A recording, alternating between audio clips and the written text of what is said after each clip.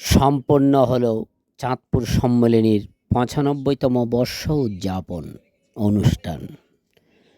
চাঁদপুর সম্মেলনী প্রতিষ্ঠা লগ্ন থেকে সমাজের অবহেলিত দুস্থ মানুষের জন্য বিভিন্ন রকমের ভূমিকা পালন করে যাচ্ছে।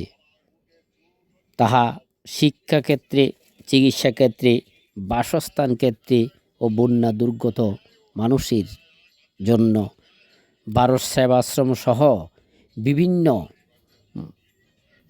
সামাজিক কাজে তাদের ভূমিকা অপরিহার্য।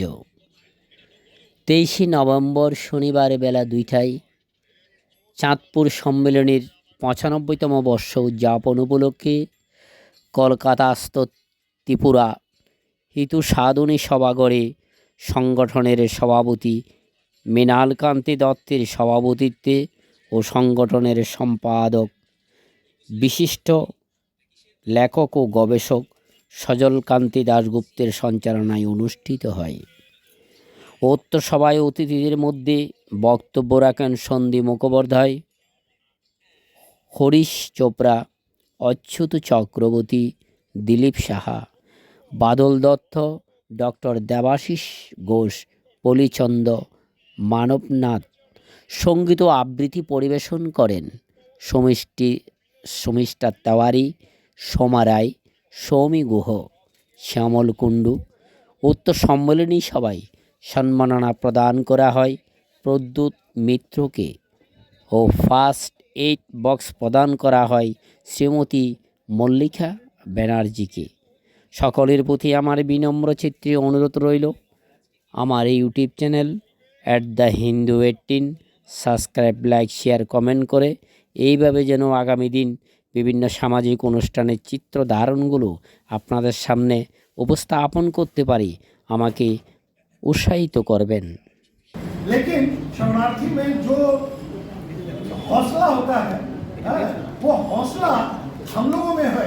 जो स्थानीय होते हैं उनमें जो कि उनके पास सब कुछ है और हम लोगों के पास कुछ नहीं है, तो वो जो सर्वाइव जो है ये 67 किलोमीटर फ्रॉम लाहौर और ये नजदीक पड़ता है, इसे लायलपुर कहते हैं। आज लायलपुर जो है जिसका বক্তব্য আমার অত্যন্ত ভালো লাগলো, তবে এটা অত্যন্ত প্রাসঙ্গিক আসছে।